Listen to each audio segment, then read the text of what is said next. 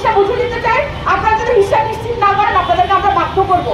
এরপরেও যদি আপনারা নির্লজ্জ হন, আপনারা যদি কাজ করতে ফেল করেন, আপনারা দায়িত্ব থেকে অব্যাহতি নেন।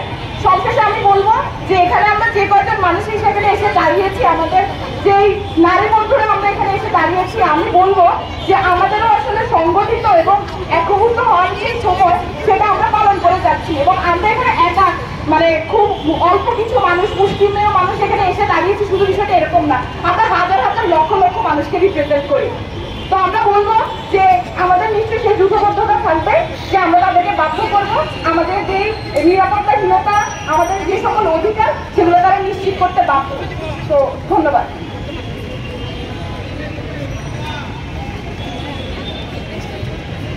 সংগ্রামী বন্ধুগণ, আমাদের প্রতিবাদ সমাবেশ চলছে, আমরা কিছুক্ষণের মধ্যেই প্রতিবাদ সমাবেশটি শেষ করব।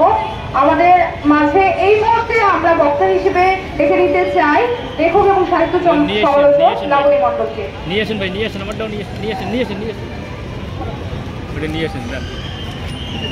সময় সে সময় এসে আমরা রাস্তায় দাঁড়িয়েছি, যে সময় আমাদের নিরাপত্তা দেওয়ার দায় এই রাষ্ট্র, সরকার এবং এই দেশের প্রত্যেকটা নাগরিক নিরাপত্তার দায় তাদের রয়েছে, কিন্তু আমরা সেটা পাইনি।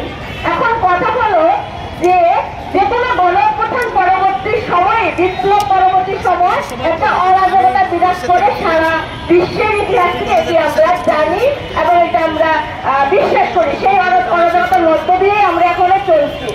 গণঅভ্যুত্থানের সময় আমরা দেখেছি 5ই আগস্টের পরবর্তী সময় এবং পূর্ববর্তী সময় কিভাবে নারীরা রাস্তায় নেমেছিল, কিভাবে গৃহবধূরা, গৃহকর্মীরা রাস্তায় নেমেছিল। সেই নারীরা কিন্তু আবারও রাস্তায় নামতে পারে। সুতরাং আপনারা যারা যেই মনে করুন না যে যেখানে গুটি কয়েক নারী দাঁড়িয়েছে, 4-5 জন 10-12 জন নারী দাঁড়িয়েছে, এরা কি করবে? হ্যাঁ, আমরা কি করবো সেটা কিন্তু দেখিয়ে দিয়েছি 5ই আগস্ট।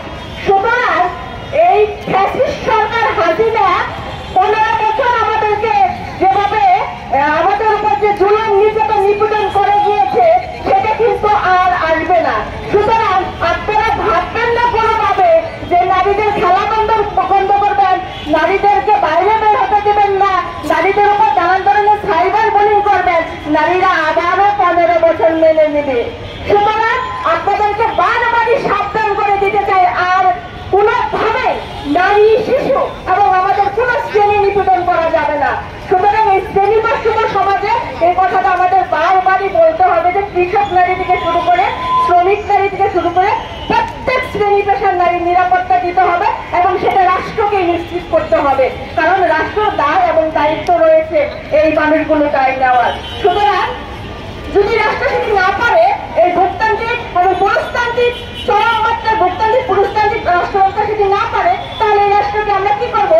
এই রাষ্ট্রকে আমরা তাহলে নতুন ভাবে গড়ে তুলবো, এই রাষ্ট্রকে আমরা ভেঙে ফেলবো। সুতরাং নারীকে কোনোভাবেই ছোট করে খাটো করে দেখার সুযোগ নাই, আপনারা সেটি দেখেছেন। আর একটি ছোট্ট ঘটনা দিয়ে বলতে চাই যে আপনারা সমন্বয়ক হয়েছেন, আপনারা আগামীতে নির্বাচনে আসবেন, আপনারা অনেক বড় বড় সংগঠন করবেন, পার্টি করবেন, ঠিক আছে, কিন্তু আপনারা রীতিমতে যা শুরু করেছেন, সম্প্রতি সীমা আক্তার নামে একটি মেয়ের কথা আপনারা জেনে গেছেন, সোশ্যাল মিডিয়ায় এটি ভাইরাল হয়েছে। এই যে শ্রেণী কিনা, এই যে শ্রেণী রাজনীতি, এটি বন্ধ করুন। আপনাদের কাছে যদিও প্রত্যাশা করি না, তবু এইটুকু বলতে পারি যে বন্ধ করুন, না হলে কিন্তু আমরা আমাদের জায়গায় যে অটল দৃঢ় মনোভাব সেটি খুব কঠিনভাবে ব্যক্ত করবো। সবাইকে অনেক অনেক অভিনন্দন।